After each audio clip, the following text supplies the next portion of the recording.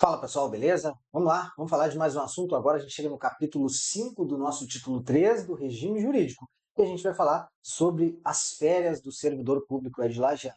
É um assunto bem recorrente em prova, um assunto bem grande, bem extenso, por isso eu decidi reduzir ao máximo essas informações e trazer basicamente uma página só. Se vocês estudarem isso aqui através da lei, o pessoal que está estudando a lei com regime jurídico completo, vai conseguir estudar aqui isso aqui com 3, 4 páginas. Então eu reduzi aquelas informações que são importantes para a nossa prova em uma página apenas. Tamo junto? Segue comigo aqui para o texto da nossa lei que diz aqui, 120, artigo 120, férias é a designação dada ao período de descanso anual do servidor municipal. E aí a gente começa, com as informações importantes para a nossa prova. Primeira delas, terá direito após um ano de efetivo exercício. O que é isso aí? O que é exercício? É quando eu começo a trabalhar. Isso é para mim ter direito às primeiras férias. Depois a gente vai contando de ano em ano. Mas basicamente eu vou dar o exemplo daquele servidor que recém está ingressando no serviço público em Lajeado. Ó, nós fizemos o concurso, estudamos, fizemos o concurso, passamos, fomos nomeados, tomamos posse, entramos em exercício. Quando a gente entra em exercício, começa a contar o tempo de serviço.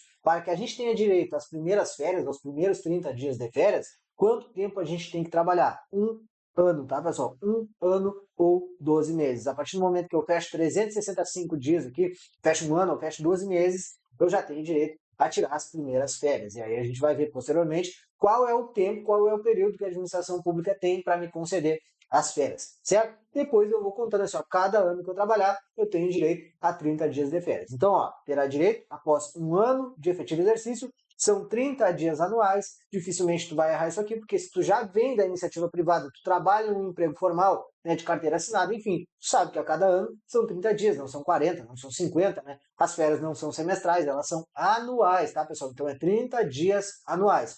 Quanto que eu vou receber nas minhas férias? Vamos lá. Tu recebe a remuneração normal do mês, como se tu estivesse trabalhando normal, e tu vai receber um terço a mais daquela remuneração mensal. Então deixa eu mostrar aqui para vocês, ó, receberá um terço da remuneração mensal, né? Só que acontece o seguinte, ó, esse um terço a mais da remuneração, ele não vem de forma automática. Segundo aí o que diz o regime jurídico, esse terço constitucional, esse terço da remuneração de férias, tá? Ele deve ser solicitado até o 10º dia do mês anterior. Por exemplo, eu estou em outubro, eu estou gravando essa aula em outubro. Se eu estou me planejando, se as minhas férias estão previstas para o mês de novembro, para que eu receba esse terço a mais, eu preciso solicitar até o dia 10 deste mês, do mês de outubro, para que o mês que vem, quando eu entrar de férias, eu receba esse terço a mais. Fechou? Quem é que organiza a escala de férias? O chefe imediato. O chefe da repartição, o chefe do órgão, geralmente ele é o secretário, tá? Então esse chefe imediato ele vai dizer, por exemplo, tenho 10 servidores aqui na administração. Como que a gente vai organizar? Temos 12 meses no ano. A gente precisa dar um mês para cada servidor, 30 dias para cada servidor. Então, tu, fulano, aí ele vai inventar o critério dele se não existir nenhum regulamento que decida ao contrário, né? Que diga que tem alguns critérios para tirar as férias. Mas ele vai, por exemplo, o cara que tem mais tempo de serviço, qual mês que tu quer de férias? Eu quero no verão, porque eu quero ir para Torres, eu quero ir para Santa Catarina, Bombinhas, Florianópolis, enfim, eu quero viajar para o Nordeste aí. Tudo bem. Aí ele vai pegar o outro, tá? E tu, e tu, e tu, e tu. Então ele vai organizar a escala dos meses de férias, certo? É proibido compensar qualquer falta não justificada. Essa informação é uma das mais importantes e é uma das que mais o aluno fica em dúvida. Então é o seguinte, ó. O que eu estou querendo dizer com isso? Deixa eu ler de novo. Aqui, ó, até fiz o asterisco no lugar errado. Aqui, tá? Marquem esse asterisco aí também, porque vocês precisam prestar atenção bastante aqui, né, para conseguir entender. É proibido compensar qualquer falta não justificada. Então, aqui o que é proibido? Faltei um dia, essa falta não é justificada. Eu faltei simplesmente porque eu fiz merda lá, tomei cachaça na noite anterior, me atrasei e não fui trabalhar. Então, essa falta é não justificada. Então, o que é proibido? O meu chefe, eu chegar lá no outro dia e dizer o seguinte, tu faltou ontem. Se tu faltou um dia, eu vou descontar um dia das tuas férias. Então tu não tem mais 30, agora tu tem 29. Aí depois acontece a mesma merda na próxima semana. Eu falto de novo e essa falta não é justificada. Ele diz, faltasse mais uma, agora tu já tem duas faltas. Então agora tu vai ter somente 28 dias de férias anuais. Então ele descontou das duas faltas, ele descontou 2 dias. Pessoal, não é possível, é proibido compensar qualquer falta não justificada. Certo? Ok. Mas depois a gente vai ver que para que o servidor não falte de forma descarada, existe uma regrinha que é essa relação aqui, ó, relação de férias para faltas injustificadas. Então, o que é proibido? Cada dia de falta, descontar um dia de férias. Mas vocês vão ver que vai ter um número X de faltas que vai me dar direito a um número X de férias. Mas não é um para um, tá? Não é um para um. Senão o servidor, né, ele vai ficar sem férias muito rápido. Beleza? Depois a gente vê isso aí. Mas guarda esse asterisco. Deixa eu voltar para a cor azul. Bora lá. É facultado o gozo em 2 períodos. E nenhum desses períodos pode ser inferior a 10 dias. Então, o que eu posso fazer? Eu quero tirar 10 dias no inverno e eu quero tirar 20 dias no verão, porque eu tenho 2 filhos. Um gosta de ir para Gramado, o outro gosta de ir para Torres. Tem problema? Não tem problema nenhum. Eu gosto de inverno, então eu quero tirar 15 dias no inverno, mas a minha esposa gosta de 15 dias no verão. Então a gente vai, né? Ela gosta de verão, então a gente vai dividir 15 dias no inverno, 15 dias no verão. Isso é possível? Sim, isso é possível. O que não pode, pessoal? Não pode assim, ó, 5 dias no inverno, ou 5 dias em qualquer mês, e 25, né? 8 e 22. Isso não é possível, porque estas etapas aqui, esses períodos, são inferiores a 10 dias. Então eu posso dividir quantos períodos? Em até 2 períodos. Só que nenhum desses períodos pode ser inferior a 10 dias. Então, 10 mais 10 pode, né?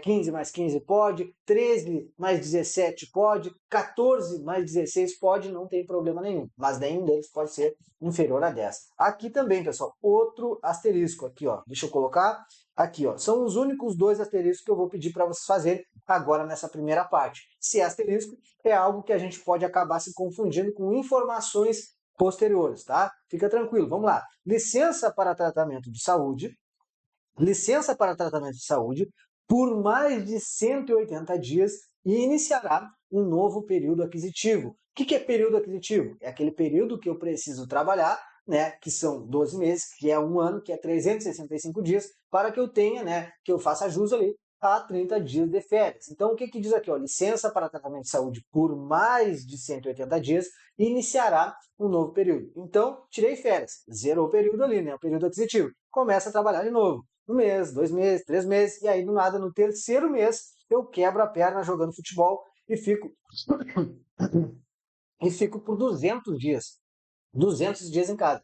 Mas te liga, olha, te liga no exemplo que eu dei. Eu quebro a perna e jogando futebol na minha folga, com os meus amigos. Tem alguma coisa a ver com as minhas atribuições, com o meu serviço? Não tem nada a ver. Então, nesse caso, iniciará um novo período aquisitivo. Então, eu já estava no 4º mês ali do período aquisitivo, quebrei a perna, fiquei 200 dias em casa. O que vai acontecer? Quando eu voltar a trabalhar, vai começar do zero. Não segue do 5º, do 6º, do 7º, não segue. Começa do zero, iniciará um novo período aquisitivo. Por que eu pedi para vocês fazerem um asterisco, um vermelho, e deixar aqui também nessa informação?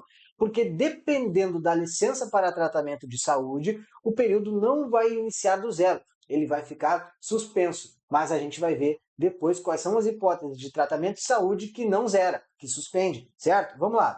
Próxima informação, fração superior a 15 dias conta como mês. Tá, mas para que eu preciso saber disso? Pessoal, basicamente 3 situações. Quais são elas? Servidor que se aposenta, servidor que é exonerado, servidor que morre, tá? Esses 3 aí, o que se aposenta, o que é exonerado, por exemplo, o CC, que é de livre nomeação e livre exoneração, e esse camarada aí que, eu não lembro, o que morre, né? É o último, né? É o que morre. Eles trabalharam uma quantidade X, né? Até se aposentar, até ser exonerado e até morrer. Eles trabalharam uma quantidade de meses. Esses meses que eles trabalharam, eles têm que receber as férias, obviamente proporcional aos meses que eles trabalharam? Sim. E como que a gente faz a conta de quantos meses eles já trabalharam? Por exemplo, vou dar um exemplo aí do camarada que se aposentou. Ele se aposentou e ele teria trabalhado, né? Antes de se aposentar ali, o período aquisitivo dele estava o seguinte, ó, ele já tinha trabalhado 8 meses completos e 16 dias. Então, quando ele se aposenta, ele tem direito a receber aquelas férias daquele período aquisitivo que estava em andamento? Sim, mas equivalente a 8 meses ou equivalente a 9 meses. Te liga, 8 meses e 16 dias. Se o período quebrado aqui, ó, se essa fração for superior a 15, a gente conta como mês integral, tá? Então, a gente vai dar quantos? 8 ou 9? 9 meses, beleza? Porque, ó, fração superior a 15 dias conta como mês integral. Beleza? É proibida a acumulação de férias. O que quer dizer isso aí? Deixa eu apagar um pouco aqui para não ficar, né, pessoal não ficar tão disperso aí nessas informações. Essa informação aqui quer dizer o seguinte, ó, o servidor ele quer fazer uma viagem para Paris, ele quer fazer uma viagem para a savana, na África, ele quer ficar 60 dias, ele precisa de 60 dias. Então o que, que ele, muito esperto, ele pensa? Não, se as minhas férias anuais são de 30 dias, eu vou fazer o seguinte, ó, quando eu fechar um ano, eu vou entrar no período aquisitivo, mas eu vou ficar bem quietinho, não vou avisar para ninguém que eu já tenho um período aquisitivo. E aí eu vou esperar fechar mais um ano, né, para eu ter direito a 60 dias. E quando eu tiver direito a 60 dias, eu vou pedir para tirar 2 meses juntos, ou seja, 60, e aí vou fazer a minha savana tranquilo lá na África. Vou fazer meu largados e pelados. É possível? Não é possível. É proibido. É proibida a acumulação de férias. É proibida a acumulação de férias, tá? E aí, essa informação também é bem importante, ó. Olha só, vamos lá de novo. Começou o meu período aquisitivo. Quanto tempo é para que eu tenha direito a 30 dias de férias? 12 meses ou um ano. Mesma coisa, tá? 12 meses ou um ano, ou 365 dias, é a mesma coisa. Fechei meu período aquisitivo. Bom, já tenho direito a 30 dias de férias. Tá, e quanto tempo agora, a partir de agora, a administração pública tem para me dar essas férias? Vamos ver o que diz aqui, ó. Deve ser concedida nos 12 meses posteriores à data em que tiver adquirido o direito. Então, aqui, ó, no dia que eu fechei um ano, que eu fechei meu período aquisitivo, a administração pública tem mais 12 meses para me dar essas férias. Tá, e se passar os 12 meses aqui e ela não me deu as férias, o que vai acontecer? Ela vai ter que me pagar em dobro, porque aqui diz o seguinte, ó, prazo não obedecido, terá o pagamento em dobro sobre o valor das férias. Fechou? Então, ó, fechei o período aquisitivo, um ano ou 12 meses. Quanto tempo a administração pública tem para me dar as férias? 12 meses. Se ela não obedecer esse prazo, vai ter que me pagar em dobro. Fechou? E aí, duas informações para a gente finalizar. Deixa eu apagar um pouquinho aqui para ficar mais claro. Aí, adicionais como hora extra, né, ou serviço extraordinário, é o que a gente já trabalhou, adicional noturno, adicional insalubridade, adicional periculosidade, serão computados como base para o cálculo de férias. Qual é o cálculo? Aquele terço ali, né, pessoal? Então ele vai ser analisado em cima da remuneração normal do servidor, do vencimento lá, que é o básico? Não, ele vai pegar o geralzão, vai pegar a remuneração. Então, se eu fiz hora extra naquele mês ali, o terço também conta, também engloba aquela hora extra, né? Se eu estava recebendo adicional noturno, também vai ser em cima daquele adicional noturno, certo? Função gratificada e cargo em comissão também contará para o cálculo lá do terço constitucional ou para o terço de férias. Vimos todas as informações gerais. Agora a gente precisa ver algumas informações específicas. O que eu pedi para vocês fazerem anteriormente? Pedi para vocês fazerem 2 asteriscos, tá? Deixa eu apagar isso tudo aqui para ficar mais claro e você não ficar bloqueando aí, beleza? Pedi para vocês fazerem 2 asteriscos, um aqui e outro aqui. O primeiro, eu falei o seguinte, é proibido compensar qualquer falta não justificada. Então eu faltei um dia, aí meu chefe diminui um dia das minhas férias. Faltei 10 dias, aí ele diminui 10 dias das minhas férias. Não é assim, cada dia faltado, um dia menos de férias. Tem uma tabelinha que deve ser obedecida. Então, agora a gente chega nessa tabela. Deixa eu passar aqui para baixo. Vamos lá. Relação férias, faltas não justificadas. Aqui funciona o seguinte, ó, quanto mais dias eu faltar, menos dias eu vou ter de férias. Mas é uma tabela específica. Bora. Eu vou ter 30 dias de férias se eu faltar até 5 faltas injustificadas. Primeira coisa que eu preciso que vocês entendam aqui nessa tabela é o seguinte, ó, faltas injustificadas. O que é isso? É aquela falta que não tem uma justificativa. Eu não fiquei doente, né? Eu simplesmente me atrasei, eu simplesmente fiquei bêbado no dia anterior, peguei uma borracheira lá e não consegui trabalhar. Essa falta ela tem justificativa? Não, ela é injustificada. Se eu fiquei doente, bom, aí eu vou pegar um atestado, vou apresentar lá na administração e essas faltas serão justificadas. Não é dessas faltas que eu estou falando, é daquelas faltas que eu não tenho como justificar, como por exemplo a falta do bêbado, né? Então, primeira situação, se eu faltar até 5 vezes de forma injustificada, eu ainda assim vou permanecer com 30 dias de férias. Se as faltas forem de 6 a 14, aí cai de 30 para 24, beleza? Se forem de 15 a 23, cai para 18. Se for de 24 a 32 faltas, que é o número máximo que eu consigo faltar de forma injustificada e ainda ter direito às férias, vai cair para 12 dias de férias. Então te liga, aqui é algo inverso, tá, pessoal? É algo inverso. Eu vou ter menos dias de férias, eu vou ter menos dias de férias, quanto mais dias eu faltar, tá? Então, como que a gente precisa decorar essa conta? De 30 para 24, caiu quanto? Caiu menos 6 dias, tá? Deixa eu apagar aqui. Vou apagar essas duas coisas para ficar mais claro. Caiu menos 6 dias, beleza? De 24 para 18, caiu menos 6 dias. De 18 para 12, caiu menos 6 dias também. E o outro lado da tabela? O outro lado da tabela, ele começa no 5, pessoal. Ele não começa no 1, ele começa no 5. E aí vocês precisam fazer um zigue-zague. Do 5 tu vem para o 6, vai até o 14. Do 14, tu vai para o 15, depois tu vai até o 23. Do 23, tu vai para o 24 e depois termina no 32. Então te liga aqui, ó, os números que começam e terminam. Começa no 5, começa no 5 e termina no 32. Pelo amor de Deus, vocês não erram isso aqui, tá? E aí agora a gente vem com outras informações que basicamente são ligadas a essa aqui. Bora, sem direito às férias. Até então eu tinha um desconto basicamente ali das minhas férias. Mas agora, ó, 32 é o último número aí de faltas injustificadas que eu posso ter e ainda ter uma quantidade X de férias ali, que são 12 dias. Agora, olha só, se eu tiver mais de 32 faltas injustificadas, então vocês completem aí no material de vocês, injustificadas, tá? Eu não vou ter direito a férias. É isso aí, eu não vou ter direito a férias, certo? Então, sem direito às férias, quando mais de 32 faltas injustificadas no período aquisitivo. E se eu estiver em disponibilidade por mais de 30 dias.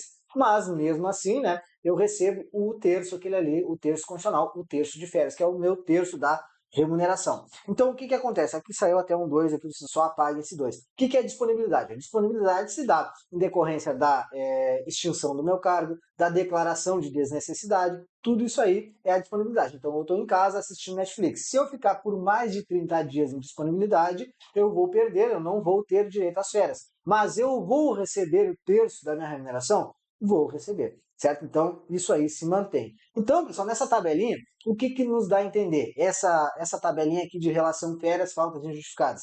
Que não pode ser 1 para 1. A cada dia que eu falto, eu perco um dia de férias. Não funciona assim. Ela tem uma tabela exata. Tá? Por quê? Vamos lá, vamos dar um exemplo aqui. Vamos pegar um número maior, né? 32. Se eu faltar 32 vezes, eu ainda vou ter direito a 12 dias de férias. Imagina se fosse 1 para 1. Seria o seguinte, ó, se eu faltei 32 vezes, quantos dias eu tenho de férias por ano? 30. Então, quantos dias eu teria se eu faltei 32 faltas injustificadas? Menos 2 dias eu teria, né? Então não dá. Mesmo que eu falte 32 vezes, eu vou ter 12 dias ainda. Então eu quero que vocês entendam isso aí, que fique bem claro. Não é 1 para 1, é uma tabela específica. Por isso que aqui a gente tem a regra geral que diz: é proibido compensar qualquer falta não justificada. E aí vocês precisam vir para essa tabela. Fechou? Agora a gente vai tratar de outras informações ainda sobre as férias. Vamos lá. Primeira informação, pessoal, na tela aí, ó. Deixa eu trocar a cor da caneta agora porque a gente trocou de fase. Né? Deixa eu colocar um marrom. Chefia imediata pode chamar o servidor que está de férias. Pode chamar o servidor? Pode, desde que por necessidade imperiosa. Vou dar um exemplo totalmente estranho aqui para vocês, mas sei lá, digamos que um órgão público, de uma repartição, sei lá, que determinada parte aí da administração pública de Lajeado, naquela repartição ali, tenha 2 servidores mais o chefe, tá?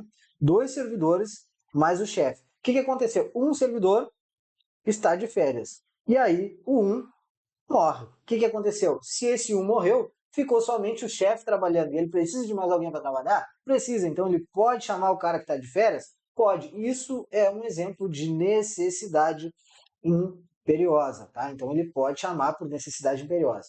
Ao entrar de férias, o servidor indicará seu endereço. Tá, mas vamos tentar fazer uma ligação dessa informação com a anterior. Tá, aqui um morreu. O que o chefe vai fazer? O chefe vai trabalhar, vai chamar que ele está de férias, mas está vivo, né? Porque ele precisa de alguém para fazer as funções ali que ele também não pode fazer. Então o que ele faz? Ele vai lá, pega o celular e pum, manda mensagem para o WhatsApp. O que tem no WhatsApp? Uma foto lá dizendo de férias, ou sei lá, uma foto na praia, aquela foto que o pessoal, quando não quer ser incomodado nas férias, o cara coloca no WhatsApp ali, ou coloca lá no Instagram. Então o cara já não responde no WhatsApp. Ele liga pro cara, o cara já não atende, enfim, dá número, sei lá o que, bloqueado, sei lá eu, acontece alguma coisa. Então o que ele vai fazer? Ele vai na casa. Só que se ele não sabe onde é a casa, né? Então ele tem que ter o endereço desse servidor. Por isso que o regime jurídico diz isso aqui, que ao entrar de férias, o servidor indicará seu endereço, certo? Aqui diz o seguinte, nessas primeiras informações a gente falou que a chefia imediata pode, por uma necessidade imperiosa, convocar o servidor que está de férias. Aqui já vai dizer o seguinte, ó, que o prefeito, se for decretado estado de emergência ou estado de calamidade pública, ele pode chamar todos os servidores de férias. Olha que informação importante, né? Lajeado, salvo engano, aí junto com outra cidade, que eu nunca me lembro, a cidade ali, aquela que é vizinha ali, tem uma ponte, que a ponte caiu, eu acho, né? E enfim, tinha uma loja Van e tal ali, aquela loja foi, acho que, destruída até. Pessoal, né, o prefeito, eu não sei se ele fez ou não, eu não sou da região de Lajeado, eu sou aqui de Pelotas, tá? Moro aqui em Pelotas, não sou daqui também, mas enfim, eu não sei se o prefeito ele fez isso ou não, porque eu acredito que tinha bastante gente que era da administração pública, que era servidor público e estava de férias no momento daquela catástrofe ali. Mas, então eu não sei se ele convocou as pessoas que estavam de férias ou não para ajudar lá naquele estado de emergência ou naquela calamidade pública, como foi o caso. Mas se ele quisesse, ele poderia ter feito isso? Poderia, porque isso diz no próprio regime jurídico, que ele pode convocar todos os servidores que estão de férias, desde que seja decretado estado de emergência ou estado de calamidade pública. Certo? Tá, e na minha repartição, quantos servidores no máximo eu posso ter de férias? Agora eu não vou dar um exemplo de um, né, de 2 servidores apenas, porque esse servidor era para, esse exemplo aí era para dar o exemplo, né, esse caso era para dar o exemplo de necessidade imperiosa. Agora a gente vai falar do máximo de servidores que a gente pode ter de férias dentro de uma repartição. Digamos que numa repartição a gente tem 100 servidores, certo? Qual é o número máximo que pode estar ao mesmo tempo de férias? No máximo 50, tá, pessoal? No máximo 50, que são 50%. Por quê? O que nos diz o regime jurídico? Diz assim, ó, o número de servidores em cada secretaria ou órgão da administração pública indireta não poderá ser maior que 50%. Isso aqui, de certa forma, ficou até meio incompleto na hora que eu passei aqui. Mas vamos lá. O número de servidores de férias, tá? Adicionei de férias. De férias. Em cada secretaria ou órgão da administração direta não pode ser maior que 50%. Fechou? Então, eu posso ter 49 de férias e 51 trabalhando? Posso. Posso ter 51 de férias e 49 trabalhando? Não posso. Não posso, porque já ultrapassou os 50%. Fechou? Vamos lá. É facultado ao servidor converter um terço de férias do período de férias, né, em pecúnia. Então, o que ele pode fazer, pessoal? Vamos lá. Quantos dias eu tenho de férias? Eu tenho 30 a cada ano. Então, ele pode dizer o seguinte, eu estou apertado, estou cheio de conta, então eu vou vender, é o que a gente fala na iniciativa privada, né? Eu vou vender uma parte das minhas férias. Então, o que ele pode fazer? Tiro 20 dias de férias e trabalho 10. Esses 10 aqui que eu era para estar de férias e eu voltei a trabalhar. Eu faço o quê? Eu converto eles em pecúnia, que é dinheiro. Feito? Mas ele deve requerer também até o 10º dia do mês anterior. Se eu estou de férias, se as minhas férias estão previstas para novembro, lembrando que eu estou em outubro, eu preciso solicitar até o 10º dia deste mês, para que posteriormente, né, eu receba duas coisas. Primeiro, o terço de férias, que eu também preciso solicitar, e essa conversão aí, a conversão de um terço no máximo, que são 10 dias, né? Porque eu tenho 30, certo? Em pecúnia. Fechou? Servidor promovido ou relotado. De certa forma, movimentado. Ele sai de uma classe, vai para outra, ou o cargo dele sai de uma secretaria, sai de uma repartição, vai para outra repartição, e ele está de férias e ele, e a minha mesa, pelo amor de Deus, mudaram todo o meu armário, minha xícara de cafezinho, meu computador. O que acontece? Ele precisa sair de férias, né? Sair lá da Praia de Torres e ir, né, lá se apresentar no serviço, porque houve essa promoção ou essa relotação dele. Não precisa. O servidor promovido relotado, quando em gozo de férias, quando ele estiver de férias, não é obrigado a apresentar-se antes de concluí-las. Então ele continua de férias, descansa, depois descansadinho ele vai lá naquela antiga repartição dele e diz o seguinte, meu, eu sei que eu não trabalho mais aqui. Onde é que eu trabalho agora? Quero saber onde é que vocês colocaram a minha mesa, enfim, né, meu quadrinho, a foto do meu chefe, né, meu antigo chefe ali, eu quero saber onde que está aquilo ali. Então, ele precisa se apresentar no momento em que ele for promovido ou que ele for relotado? Não. Ele continua as férias dele normal. Depois que ele termina, ele se apresenta e aí ele vê o que aconteceu. Fechou? E aqui, pessoal, agora, para finalizar, a gente vai ver duas situações que basicamente elas dão a entender a mesma coisa, tá? Só que eu fiz questão de colocar em dois pontos diferentes. O servidor é exonerado, exemplo, do CC, né? O CC é de livre nomeação e livre exoneração. Esse exemplo é o mais fácil. E o servidor falecido, aquele camarada que morre aí. Ele já tinha trabalhado um determinado período lá, quando ele morreu ou quando ele foi exonerado. Como que fica?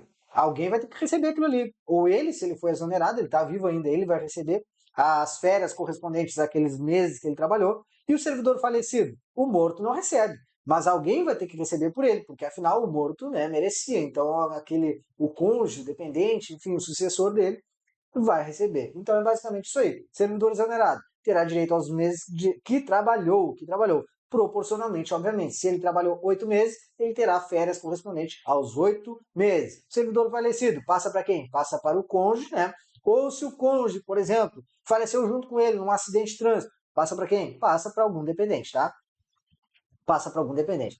Então, fechamos mais essas informações sobre as férias. Então, olha só, eu estou com 25 minutos e ainda não acabou, né, esse vídeo sobre as férias. Agora a gente vai para a suspensão do período aquisitivo, para a suspensão. Aqui, pessoal, novamente, eu vou trocar a cor da caneta. Por quê? Porque eu preciso lembrá-los de um dos asteriscos que a gente fez lá em cima. O primeiro asterisco é sobre a proibição de compensar falta não justificada. E aí eu mostrei para você sobre esse asterisco a tabelinha. O segundo asterisco dizia assim, eu vou ler com calma.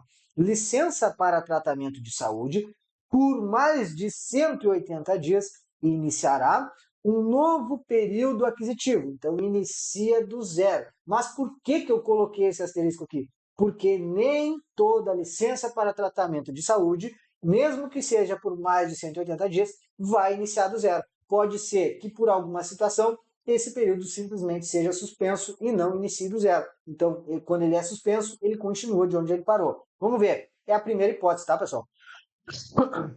Vamos lá. Suspensão do período aquisitivo. Primeira situação, que é, né, que vai fazer uma ligação com aquele asterisco que a gente fez lá em cima. Bora. Mais de 180 dias de licença para tratamento de saúde vai ficar suspenso. Quando? Quando? Se o acidente for de serviço ou for uma enfermidade profissional. Por isso que agora eu preciso lembrar vocês do exemplo que eu dei lá em cima. Eu digo o seguinte, ó.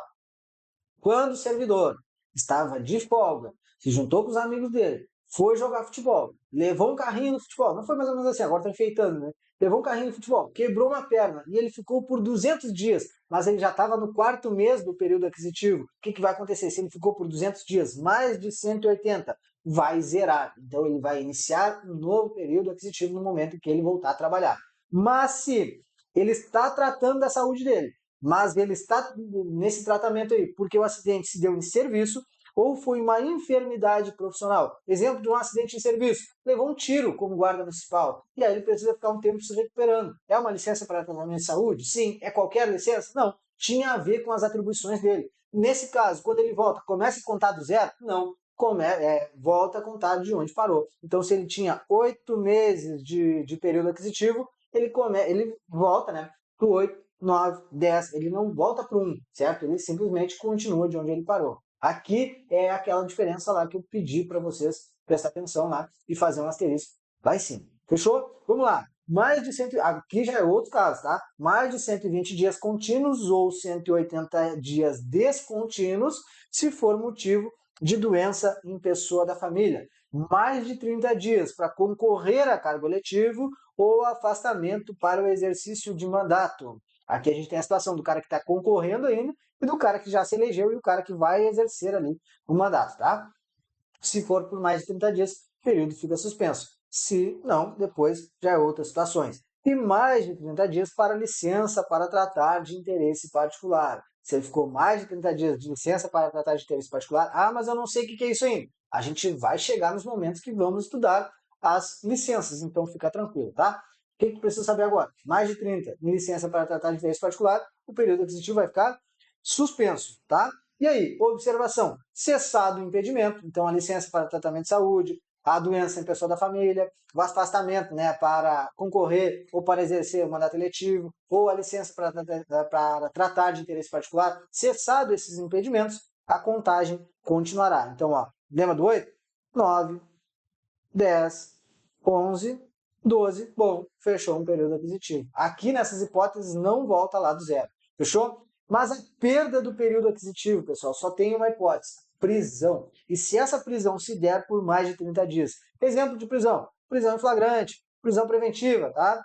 E aí ele perde o período aquisitivo e já era, volta do zero. Mas se essa prisão se der, né, ali ó, mais de 30 dias. Observação que eu deixei para vocês, quando eu retorno ao serviço, inicia a contagem de novo período. Basicamente o que a gente já aprendeu. Pessoal, então 30 minutos só. 30 minutos para falar sobre férias. Olha só a quantidade de coisa que tem em uma página só. mas eu duvido vocês errarem alguma questão sobre férias, se vocês pelo menos pegar esse material aqui e fizerem mais uma ou duas leituras na folga de vocês, enfim, no intervalo que der aí. Isso aqui, uma página, para ler em 15 minutos, né, pessoal? Agora você já sabe tudo que está escrito aqui, já dei todos os exemplos possíveis do dia a dia para vocês, também do que está escrito aqui. Então agora fica mais fácil, né? Resumir bastante esse capítulo aí, capítulo 5 do título 3, que fala sobre as férias do nosso regime jurídico. Tamo junto, vamos pro próximo agora, capítulo de número 6, beleza? Um abraço.